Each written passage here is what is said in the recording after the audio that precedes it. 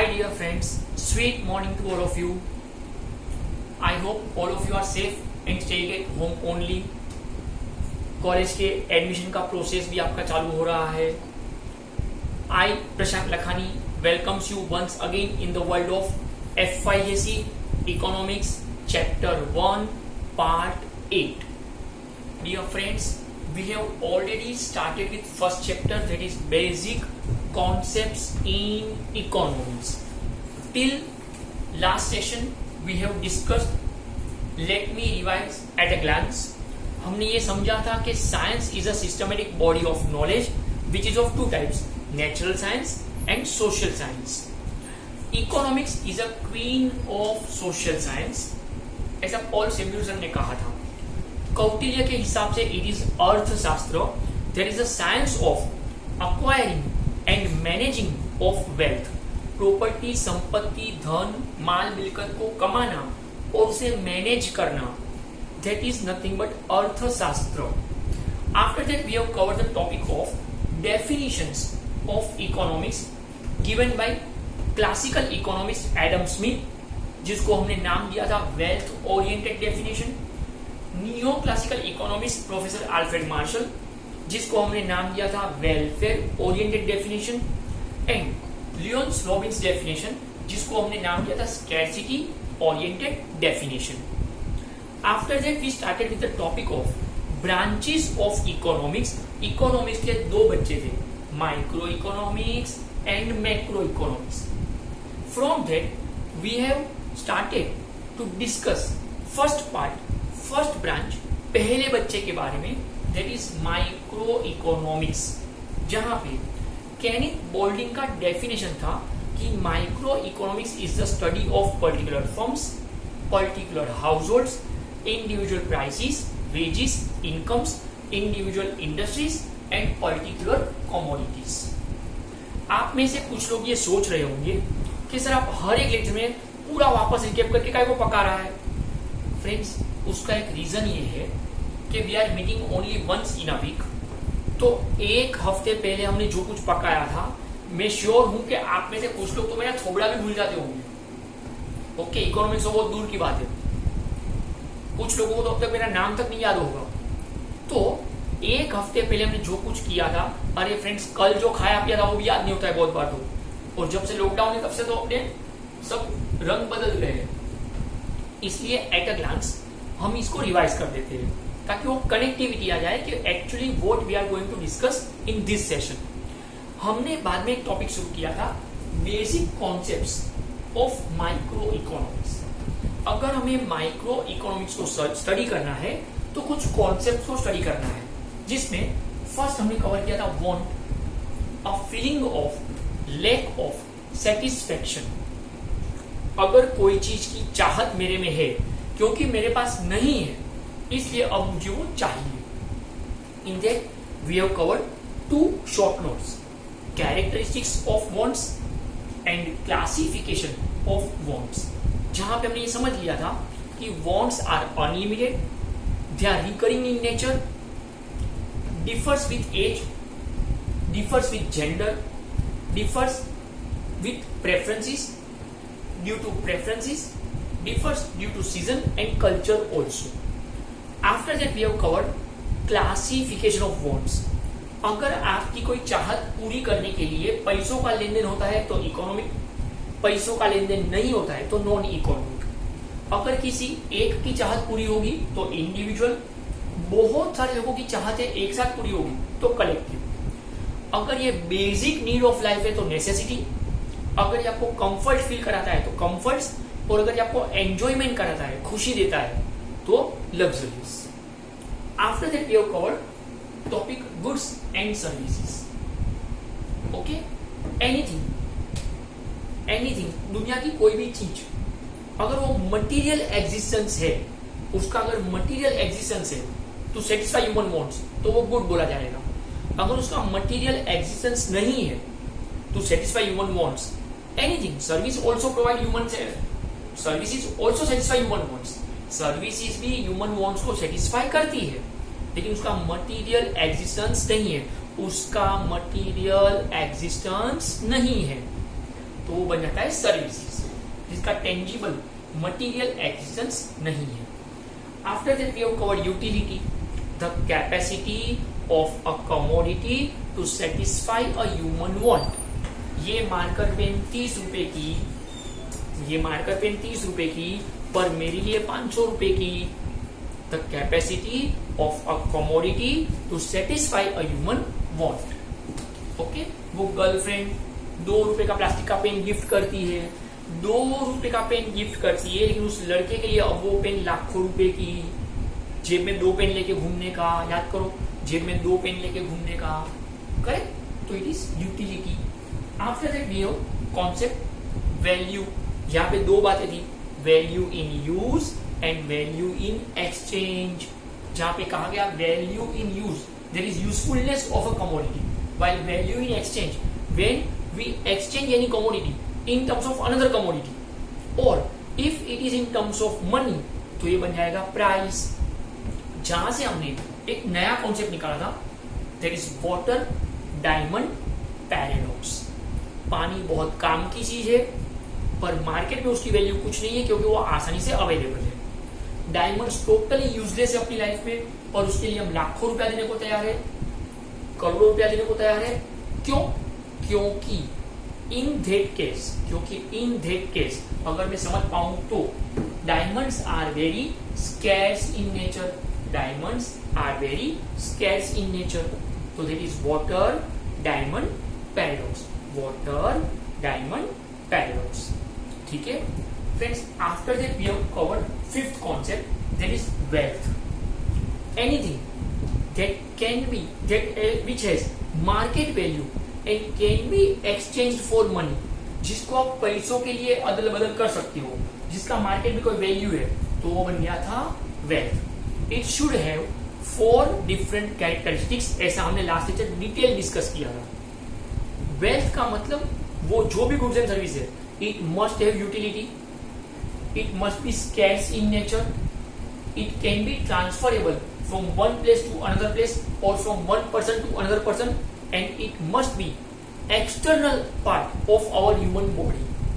4 चीज में कोई भी चीज जिसका कोई यूटिलिटी है, जो ज्यादा अवेलेबल नहीं है, जिसको आप ट्रांसफर कर सकते हो, और वो अपनी ह्यूमन बॉडी के बाहर की चीज हो, उसका मार्केट में वैल्यू हो, और उसको आप पैसों में कन्वर्ट कर सकते हो, तो वो बन गया था wealth.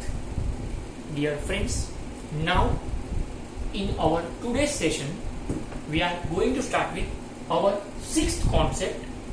Give the heading, please complete your notebook. It's a request friends, देखो टेक्स्ट बुक है, नोट्स है, whatever it is, please complete your notebook, please, it's a request.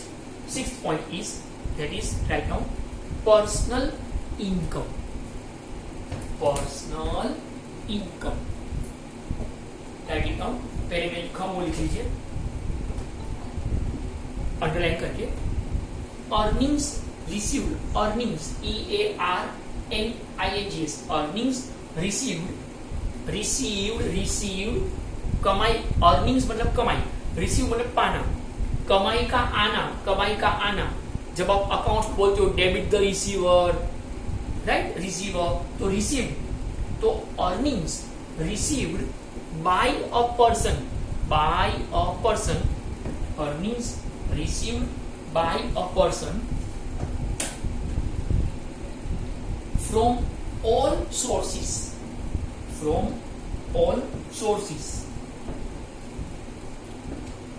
is termed as, TERMED, is termed as personal income, is termed as personal income। Now full stop and just relax for 2 minutes।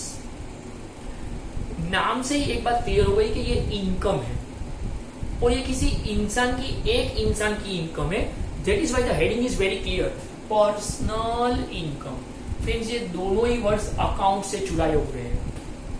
When you studied about classification of accounts, तो जहां पे आपने discuss किया होगा कभी personal, real, nominal, तो friends personal मतलब ये किसी एक व्यक्ति की बात हो रही है, ये किसी एक व्यक्ति की बात हो रही है और ये उसकी इनकम की बात हो रही है. If I am not mistaken when we have discussed Kenneth Boulding definition of microeconomics, उस वक्त मैंने बहुत डिटेल में ये समझाया था कि there is a great difference between wages, salary, profit and income. I repeat, there is a great difference between wages, salary, profit and income. अगर कोई वर्कर फैक्ट्री में काम कर रहा है, अगर उसे पर आवर या पर डे का मजदूरी मिल रहा है तो इट इज वेजिस. महीने का अगर आपका पगार फिक्स है, अगर आपका महीने का पगार फिक्स है तो इट इज सैलरी. अगर आपका महीने का पगार फिक्स है तो it is salary. Okay friends, जब मैं यहाँ पे लेक्चर के लिए आऊं तो मैं पर मिनट चार्ज करता हूं, पर मिनट, तो इट इज वेजिस. भले मैं महीने के आखिर में पगार उठाऊं, पर जब मैं चार्ज करता हूं तो मैं कैलकुलेट करता हूं पर मिनट, तो इट इज वेजेस. मेरे कार का जो ड्राइवर है उसको मैं हर महीने का सैलरी देता हूं, तो वो फिक्स पगार है. वो लेक्चर के लिए मैं आऊं या ना आऊं, उसको महीने का पगार फिक्स है तो वो बन जाएगा सैलरी. ओके, पूरे साल हम जो कुछ कमाते हैं, जो कुछ मेरी जेब में आ रहा है वो बनेगा इनकम. एंड उस इनकम में से हम सभी खर्चे निकाल देते हैं. बाद में जो बचेगा वो बनता है प्रॉफिट. मेरे कार का पेट्रोल, मेरी ऑफिस का भाड़ा, वो सब खर्चा निकाल दूं. ओके, मेरे प्रोफेसर का पेमेंट, उसके बाद जो बचेगा मेरी इनकम में से, तो जो फीस हम आपसे कलेक्ट करते हैं ये हमारी इनकम है. लेकिन उसके बाद प्रोफेसर का पेमेंट, क्लासरूम का भाड़ा, कार का पेट्रोल का खर्चा, ड्राइवर का सैलरी, सब कट करते जाओ, मार्कर पेन का खर्चा, तो ये सब एक्सपेंसेस है इन योर अकाउंटिंग लैंग्वेज. उसके बाद जो बचेगा वो होता है प्रॉफिट. तो व्हाट इज पर्सनल इनकम? तो बोले earnings received by a person from all different sources from 1 April to 31 March, जो अपना अकाउंटिंग ईयर होता है. अकाउंटिंग ईयर जिसको आप फाइनेंशियल ईयर बोल सकते हो होशियारी मारने के लिए. अगर किसी के सामने इंप्रेशन झाड़ना हो ना तो बोलेगा इट्स अ फाइनेंशियल ईयर, और फाइनेंशियल ईयर नहीं बोलेगा, फाइनेंशियल ईयर. तो सामने वाला इसको कॉफी अच्छा मिल सकता है, ऐसा लगना चाहिए. आता कुछ नहीं अपने को. ओके, अपने को कुछ आता भी नहीं है, लेकिन लगना चाहिए कि हाँ इसको ज्यादा नॉलेज है. शाइनिंग मानेगा, थोड़ा लगना चाहिए हाँ शाइनिंग. ओके, तो when we use this word personal income, तो earnings received by a person from all sources. Sources the way from which we get something. Sources का मतलब the way from which we get something. अगर कोई चीज हमें मिल रही है, आ रही है जिस रास्ते से, तो सोर्सेस. तो जो कुछ भी ऐसा हो वो सब गिन लो.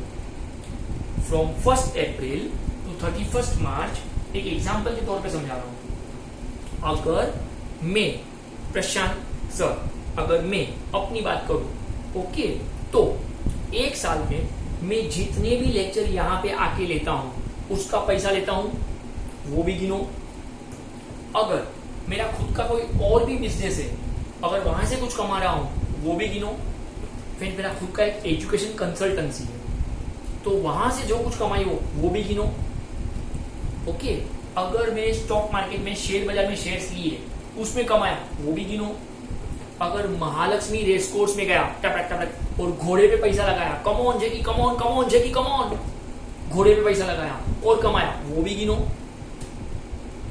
अगर मैं लीगली कोई क्लब या कैसीनो में जाता हूँ लीगल और वहां पे कमाता हूँ, तो वो भी गिनो.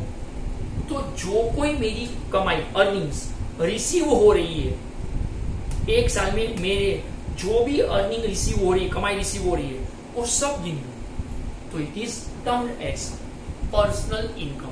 तो फ्रेंड्स, इकोनॉमिक्स के हिसाब से पर्सनल इनकम का मतलब earnings received by a person during 1 year, earnings received by a person from all sources.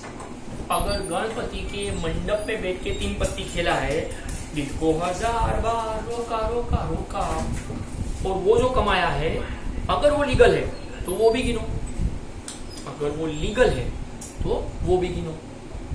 Okay, तो फ्रेंड्स कहीं ना कहीं एक इंसान अपने पूरे एक साल में जो रास्तों से जो कमाई कर रहा है वो सबको गिन लो, ऐड कर दो, तो it will become personal income. Now our seventh concept, give the heading seventh one, write down personal disposable income, personal disposable income. Friends पहले लिख लेते हैं, it is that part of, it is that part of personal income, it is that part of personal income which is left over, बच गया, which is left over, which is left over, बच गया। यहां पे left over करना तो आपको नहीं बोला लेफ्ट हो जाओ, which is left over का मतलब बच गया, which is left over after the payment of, after the payment of, after the payment of direct tax. Don't worry friends, पहले लिख लो, हम इसका हर एक वर्ड चीरफाड़ करेंगे, पोस्टमार्टम करेंगे। After the payment of direct tax, direct tax, after the payment of direct tax. Example income tax, example income tax.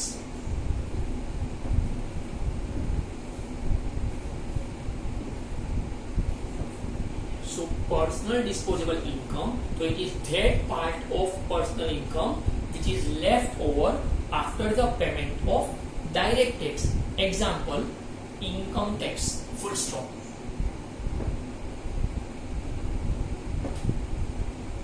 Okay, friends. Now let me explain each and every single word of this concept.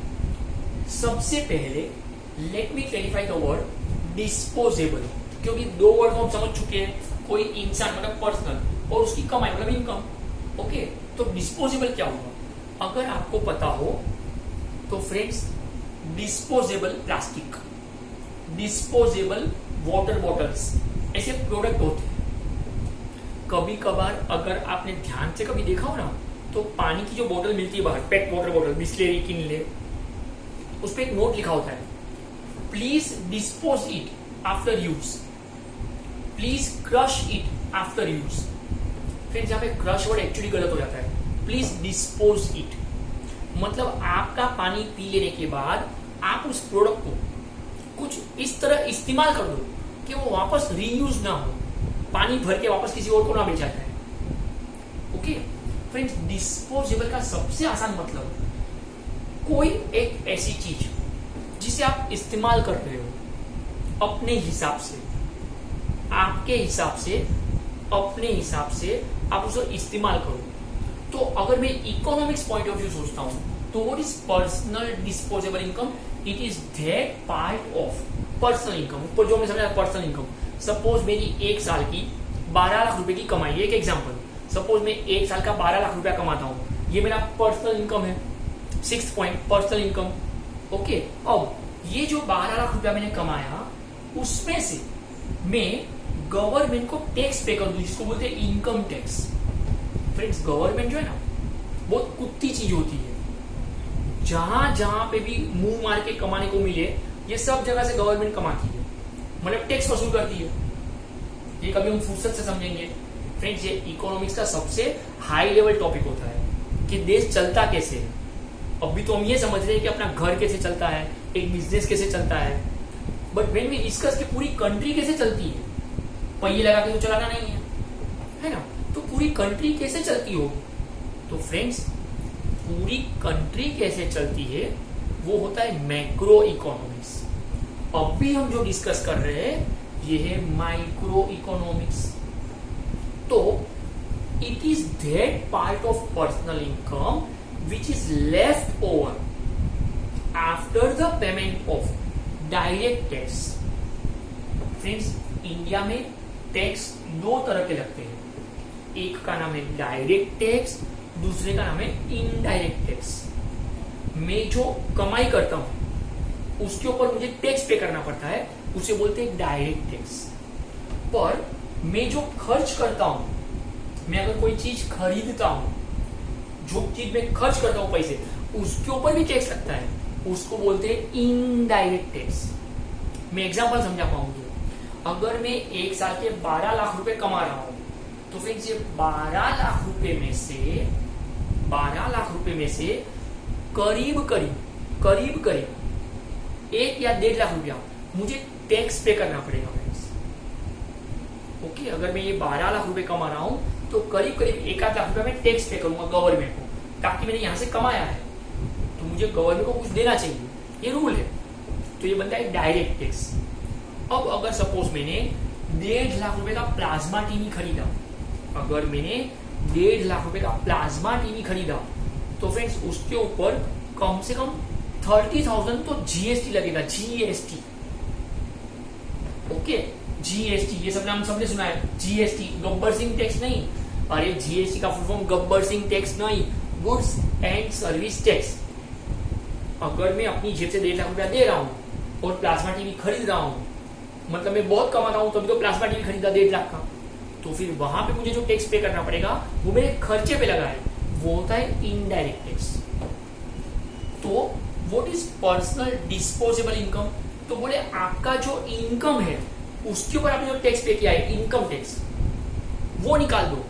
आपकी income में से example, अगर 12 लाख रुपए में से जो मेरी income है, कमाई है, उसमें 2 लाख रुपए में टैक्स पे कर चुका हूं गवर्नमेंट को, इनकम टैक्स, वो निकाल दिया तो बच गया 10 लाख। अब ये 10 लाख रुपए है, ये मैं अपने हिसाब से इस्तेमाल करूंगा मेरी खुशी के लिए, खुद की खुशी, खुद खुशी नहीं, खुद की खुशी के लिए। तो वो पैसे 10 लाख रुपए जो मेरी हाथ में है, 10 लाख रुपए जो मेरे बैंक में है, इसको मैं अपने हिसाब से इस्तेमाल करूं, मेरी मर्जी से। मैं चाहे ये करूं, मैं चाहे वो करूं, मेरी मर्जी। ओके, मैं अपनी शादी में ना जाऊं, मेरी मर्जी, और बाजू वाले के हनीमून पे जाऊं, मेरी मर्जी। अरे जस्ट किडिंग फ्रेंड्स। ओके, तो मैं जो पैसे, मेरी कमाई का वो हिस्सा जो मैंने गवर्नमेंट को टैक्स दे दिया, उसके बाद जो बच गया, 12 लाख रुपए में कमाया था, 2 लाख रुपया गवर्नमेंट को टैक्स दे दिया, बाकी के 10 लाख रुपए में मेरी मर्जी से खर्च करूं, तो वो बन जाएगा पर्सनल डिस्पोजेबल इनकम। तो it is that part of personal income which is left over after the payment of income tax, direct tax. जो टैक्स मैं गवर्नमेंट को दे चुका हूं, मतलब मेरी कमाई का एक हिस्सा मैं गवर्नमेंट को दे चुका हूं कि मैं तेरी कंट्री में कमाया हूं, तो ये ले, ये गवर्नमेंट को मैं दे चुका हूं। गवर्नमेंट ये काय को मांगेगा? क्योंकि इन्हीं टैक्स के पैसों से गवर्नमेंट रास्ता बनाएगा, बिजली के खंभे लगाएगा, सीसीटीवी कैमरा बिठाएगा, पब्लिक गार्डन बनाएगा, पोलियो की 2 बूंद पिलाएगा, सैनिकों को पगार देगा। दैट्स व्हाई अपने को टैक्स देना चाहिए। और ये सिर्फ मैं बोलता नहीं हूँ फ्रेंड्स, मैं ये देता भी हूँ, और हर किसी को, आप जो भी कमाते हो तो जो भी टैक्स है वो देना चाहिए। तो अगर मैंने इनकम से जो कुछ कमाया था उसमें से इनकम टैक्स पे कर दिया है, उसके बाद जो कुछ भी बच गया वो बन जाएगा पर्सनल डिस्पोजेबल इनकम, जिसको मैं अपने हिसाब से पूरी साल खर्च करूंगा, उस पर कोई रोक टोक नहीं होगा। मतलब नरेंद्र मोदी आके नहीं बोल सकता है कि प्रशांत सर आप ये टीवी नहीं खरीद सकते हो। अरे भाई, मैंने मेरी इनकम का पैसा दे दिया है टैक्स, अब ये टीवी में खरीद रहा हूँ, उसके ऊपर जो जीएसटी होगा वो भी पे कर रहा हूँ, तो फिर तो भाई को मना करेगा। तो अब मेरी मर्जी के मेरी अपनी इनकम का एक हिस्सा मेरे ऊपर अपनी खुशी से कहां पे खर्च करूं, तो it is personal disposable income. That was our 7th concept. Okay friends, our 8th concept, right now point number 8, economic activities, economic activities. Friends ये टॉपिक ओसी में भी आ चुका होगा, एसपी में भी आ चुका होगा, इको में भी आ चुका है। हमने इसको अलग तरीके से पढ़ा था। Economic wants and non economic wants, आपकी जो चाहते पूरी करने के लिए पैसा खर्च करना पड़े, जहां पे मॉनिटरी ट्रांजेक्शन होता है, पैसों का लेन देन होता है, तो इकोनॉमिक वांट्स। और जो चाहतों को पूरी करने के लिए पैसों का लेन देन नहीं होता है, तो नॉन इकोनॉमिक वांट्स। अब हम वांट्स वर्ड को बदल के एक्टिविटी वर्ड पे आ चुके हैं। Okay, economic activities. अगर मैं गलत नहीं हूं, आप में से बहुत लोगों को पहले से अभी आइडिया आ चुका है। हम जो भी एक्टिविटी परफॉर्म करते हैं, इधर it can be economic activity और it can be non economic activity. तीसरा कोई एक्टिविटी होता ही नहीं है। अगर मैं मेरे घर से सुबह सुबह हाईवे पे दौड़ते हुए यहाँ पे आ रहा हूँ क्योंकि मुझे यहाँ पे लेक्चर का पैसा मिलने वाला है, तो इकोनॉमिक एक्टिविटी। लेकिन अगर मेरी बाजू में कोई खूबसूरत लड़की रहती है, वो जॉगिंग करती है, इसलिए मैं भी उसके पीछे जॉगिंग करते यहाँ तक आ गया हूँ, इसमें पैसे का कोई मतलब नहीं था, तो नॉन इकोनॉमिक एक्टिविटी। क्योंकि एक्टिविटी तो हुआ है, दोनों केस में जॉगिंग तो किया है, दौड़ते हुए हाईवे पे दौड़ते हुए आ गया हूँ, पर लेक्चर के लिए आया हूँ तो इकोनॉमिक एक्टिविटी। और लड़की के पीछे पीछे आया हूँ उसको इंप्रेस करने के लिए, तो नॉन इकोनॉमिक एक्टिविटी। ओके, तो start with economic activities. Friends अपना सब्जेक्ट है इकोनॉमिक्स, तो अब हम नॉन इकोनॉमिक एक्टिविटीज के बारे में कभी स्टडी नहीं करेंगे। Now whatever we will discuss till the end of your education, always we will discuss about economic activities, क्योंकि अपना जो सब्जेक्ट है वही इकोनॉमिक्स है, पैसे से जुड़ा हुआ है। तो अब हम कभी भी नॉन इकोनॉमिक एक्टिविटी को स्टडी नहीं करेंगे इन आवर सब्जेक्ट। बाकी तो जहां पे आपको जो करना है, you are free for that. तो start with economic activities. Write down, it includes production, distribution, exchange and consumption. It includes production, distribution, exchange and consumption. Full stop. Friends एक रिक्वेस्ट कर रहा हूं, ये चारों टॉपिक को अपने को नेक्स्ट लेक्चर में डिटेल में स्टडी करना ही है। ये चारों को अपने को डिटेल में नेक्स्ट लेक्चर में स्टडी करना ही है। आज मैं इनको सिर्फ इंट्रोड्यूस कर रहा हूं। इकोनॉमिक एक्टिविटी का आसान मतलब होता है whatever activities we are performing with the purpose of monetary transactions, with the purpose of money transfer। जो भी कार्य मैं करूं उसमें अगर पैसों का लेन देन होना है तो इट इज इकोनॉमिक एक्टिविटी। और इकोनॉमिक एक्टिविटी चार तरह की दिखती है: production, distribution, exchange and consumption. या तो आई एम प्रोड्यूसर, मैन्युफैक्चरर, या तो मैं इस मार्कर पेन को प्रोड्यूस कर रहा हूं, फैक्ट्री में बना रहा हूं, मैन्युफैक्चर कर रहा हूं, तो ये एक्टिविटी हो गई प्रोडक्शन एक्टिविटी, फर्स्ट वन। अब ये मार्कर पेन मैंने अपने एक डिस्ट्रीब्यूटर को अपॉइंट किया और पूरे मुंबई में एरिया वाइज उसको बांटने को बोल दिया कि ये मार्कर पेन स्टेशनरी की सब शॉप में जाकर बांट के आओ। फोकट में नहीं, तू जितना ज्यादा पेन बांटेगा उतना तेरे को कमीशन ज्यादा। ओके, तो ये डिस्ट्रीब्यूशन हुआ। ठीक है, अब स्टेशनरी शॉप वाले ने डिस्ट्रीब्यूटर को पैसा दिया और ये मार्कर पेन खरीदकर अपनी शॉप में रखा। ठीक है, अब एज अ स्टूडेंट या एज अ प्रोफेसर या एज अ कंज्यूमर अपने में से कोई भी स्टेशनरी शॉप में गया उनको पैसा दिया और अब ये मार्कर पेन हम लेकर आए फॉर आवर कंजम्पशन, मतलब डिस्ट्रीब्यूशन के बाद एक्सचेंज हुआ सामान, पैसा ट्रांसफर हुआ, सामान एक्सचेंज हुआ और फाइनली कंज्यूमर के हाथ में आया फॉर कंजम्पशन। 30 रुपए का ये मार्कर पेन मैं पैसा देकर ये पेन लेकर आया ताकि मैं व्हाइट बोर्ड पे लिख कर आपका लेक्चर ले पाऊं। और आपका लेक्चर लेना इसलिए है क्योंकि मुझे यहां से पैसा मिलना है। ओके, तो it is now consumption, use of this marker pen, ये कंजम्पशन हुआ। And consumption is the last activity in economics. Okay, production is the first activity. आप किसी भी चीज को इस तरीके से समझ सकते हैं। फ्रेंड्स, करण जौहर एक मूवी प्रोड्यूस करेगा, करण जौहर मूवी को प्रोड्यूस करेगा। ओके, कोई एक प्रोड्यूसर होता है, कोई एक डायरेक्टर होता है और वो लोग मिलकर एक मूवी प्रोड्यूस करते हैं, मूवी बनाते हैं। अब वो मूवी बनाने के बाद वो डिस्ट्रीब्यूशन के लिए किसी डिस्ट्रीब्यूटर को, पीवीआर को, सिनेमैक्स को, ऐसे थिएटर वाले को बुलाकर उनको दिया जाएगा। मतलब वो अलग अलग स्क्रीन पे, अलग अलग एरिया में, पूरे इंडिया में उस वो मूवी को थिएटर में रिलीज कर पाए। तो वहां पे आ गया डिस्ट्रीब्यूटर, डिस्ट्रीब्यूशन। अब थिएटर वाले उसमें एडवर्टीजमेंट लगाकर वो मूवी रिलीज करके जब अपने को दिखाए, ओके, तो हमने मूवी का पैसा, टिकट लिया तो पैसा दिया और अब मूवी देख रहे हैं, तो वहां पे बात आ गई एक्सचेंज एंड कंजम्पशन।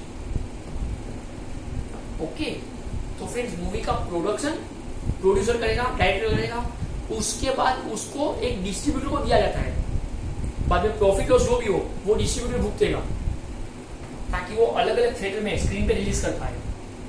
फिर आप और हम जाके टिकट लेते हैं और मूवी देखते हैं, वहां पे एक्सचेंज और कंजम्पशन होगा। तो economic activities including 4 categories, 4 steps: production, distribution, exchange and consumption, जिसमें production is the first activity and consumption is the last activity.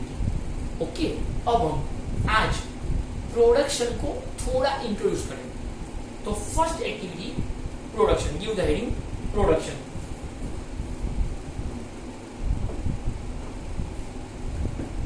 Right down, it is creation, it is creation of utility